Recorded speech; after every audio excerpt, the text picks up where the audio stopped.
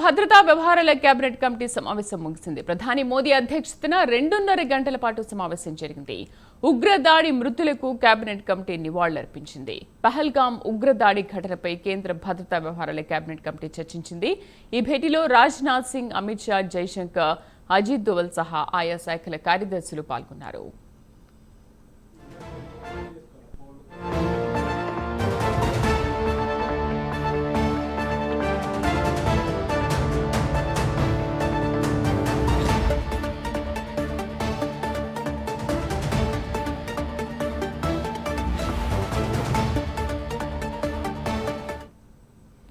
దీనికి సంబంధించి పూర్తి సమాచారాన్ని మా నేషనల్ బ్యూరో చీఫ్ కళ అందిస్తారు. కళ, కొద్దిసేపటి క్రితమే కేంద్ర కేబినెట్ సమావేశం ముగిసింది. పహల్గాంకు సంబంధించినటువంటి ఉగ్రదాడి తర్వాత మొదటి కేబినెట్ సమావేశం కొద్దిసేపటి క్రితము 6 గంటలకు ప్రారంభమైంది. దాదాపు 2.5 గంటల పాటు జరిగినటువంటి కేబినెట్ సమావేశంలో చాలా కీలకమైనటువంటి అంశాలను చర్చించినట్లు తెలుస్తుంది. అంటే కేబినెట్ సమావేశమైన తర్వాత ఒక బ్రీఫ్ ని కేబినెట్ విడుదల చేస్తుంది. అంటే అంతకన్నా ముందుగా కూడా ఎక్కడా కూడా దీనికి మినిస్ట్రీకి సంబంధించినది ఎక్కడ సమాచారం అన్నది బయటికి రాదు. కొద్దిసేపట్లో మనకి ప్రెస్ రిలీజ్ అయిన తర్వాతనే అసలు ఇందులో చర్చించినటువంటి అంశాలు ఏంటన్నది మధ్య ఒక క్లారిటీ వస్తుంది.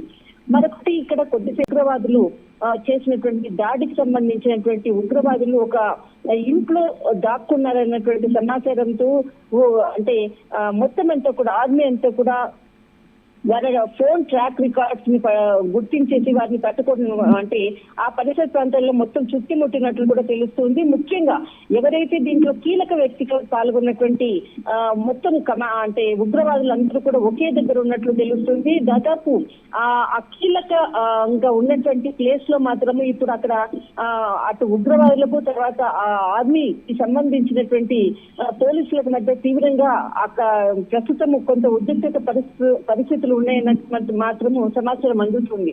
మరొక వైపు ఏదైతే కేబినెట్ సమావేశంలో మాత్రము కీలకమైనటువంటి అంశాలు అంటే రేపు 25వ తేదీన ఉత్తరప్రదేశ్ కూడా వెళ్లాల్సినటువంటి ప్రధాని నరేంద్ర మోడీ గారు ఈ పర్యటనను కూడా రద్దు చేసుకున్నారు. దాదాపు అక్కడ కొన్ని ప్రారంభోత్సవాలు ఉన్నది.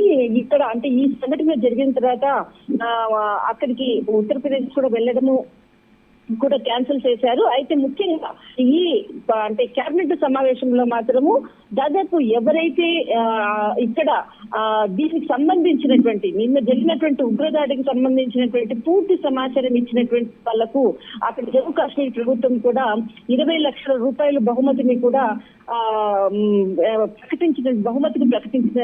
ప్రకటించారు. కొద్దిసేపటి క్రితమే పూర్తి సమాచారం ఇచ్చిన వాళ్లకు 20 లక్షల రూపాయల బహుమతి అంటూ కూడా అక్కడ ప్రభుత్వం కూడా ప్రకటించింది.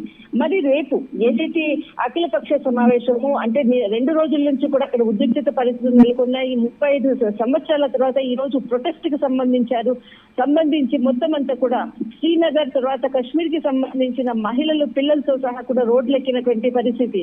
దాదాపు 35 సంవత్సరాల తర్వాత ఇంత భారీ మొత్తంలో ఉగ్రవాదులకు ఉగ్రవాదులకు వ్యతిరేకంగా నినాదాలు చేస్తూ రోడ్లెక్కినటువంటి పరిస్థితి. రేపు మధ్యాహ్నం కూడా అక్కడ అంటే జమ్మూ కాశ్మీర్ అఖిలపక్ష సమావేశం నిర్వహిస్తారు అన్నటువంటిది.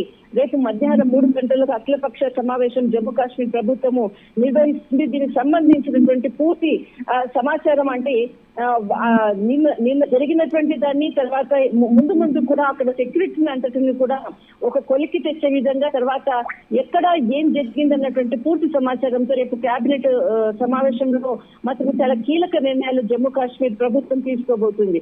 మరొక వైపు కొన్ని ఇప్పటికీ కూడా ఎవరైతే గాయపడ్డారో వాళ్ళందరికీ కూడా దాదాపు మృతి చెందిన వారికి 10 లక్షల ఎక్స్గ్రేషన్ ప్రకటించింది. తర్వాత చాలా తీవ్రంగా గాయపడినటువంటి వాళ్లకు 2 లక్షలు ప్రకటించింది. తర్వాత నార్మల్ గా చిన్న గాయాలైనటువంటి వాళ్ళకు 1 లక్ష రూపాయలు ప్రకటించినటువంటిది ప్రభుత్వం. అయితే ఏదైతే దాడి చేసినటువంటి ఘటన ఉందో అంటే నిన్నటి నుంచి కూడా కేంద్ర హోంశాఖ మంత్రి అమిత్ షా రాజ్భవన్ లో నిన్న రాత్రి కూడా అక్కడ సమావేశం చేసినటువంటి సిచ్యువేషన్. అయితే అంటే ఈ రోజటి నుంచి కూడా కంటిన్యూగా రోజు కూడా అక్కడ రాజ్ భవన్ లో ఖచ్చితంగా లెఫ్టినెంట్ గవర్నర్లు భద్రతా సమీక్ష చేయాలి అన్నది మాత్రం కేబినెట్ సమావేశంతో ఒక కీలక నిర్ణయం తీసుకున్నట్లు కూడా తెలుస్తుంది. అయితే ముఖ్యంగా ఏదైతే దాదాపు సంవత్సరము అంటే ఈ 4 నెలల్లో దాదాపు మనకు ప్రభుత్వం ఏర్పడిన తర్వాత ఏదైతే జమ్మూ కాశ్మీర్ గవర్నమెంట్ ఏర్పడిన తర్వాత అప్పటి నుంచి కూడా కొంత ఉగ్రదాడి ఎక్కువైంది, తర్వాత దాడులు కూడా ఎక్కువయ్యాయి అన్నది అక్కడ ప్రజల నుంచి వస్తున్నది. అయితే దాదాపు 4 నెలలు జనవరి నుంచి మనకి ఇప్పటి వరకు కూడా దాదాపు 35 మంది పౌరులు మరణించారు.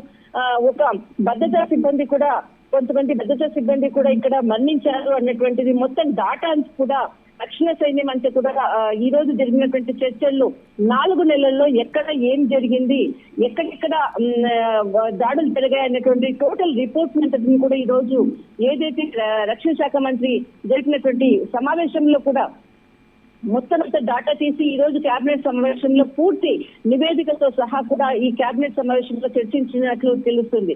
కానీ ఖచ్చితంగా ఈ కేబినెట్ సమావేశం దాదాపు 2.5 గంటల పాటు సాగినటువంటి ప్రధాని నివాసంలో జరిగినటువంటి కేబినెట్ సమావేశంలో చాలా కీలకమైనటువంటి నిర్ణయాలు తీసుకున్నట్లు కూడా తెలుస్తుంది. కానీ మనకు ప్రెస్ సంబంధించినటువంటి ఇన్ఫర్మేషన్ వచ్చే వరకు కొంత వెయిట్ చేయాలి. శ్రీదేవి. రైట్ కళ, థ్యాంక్ యూ.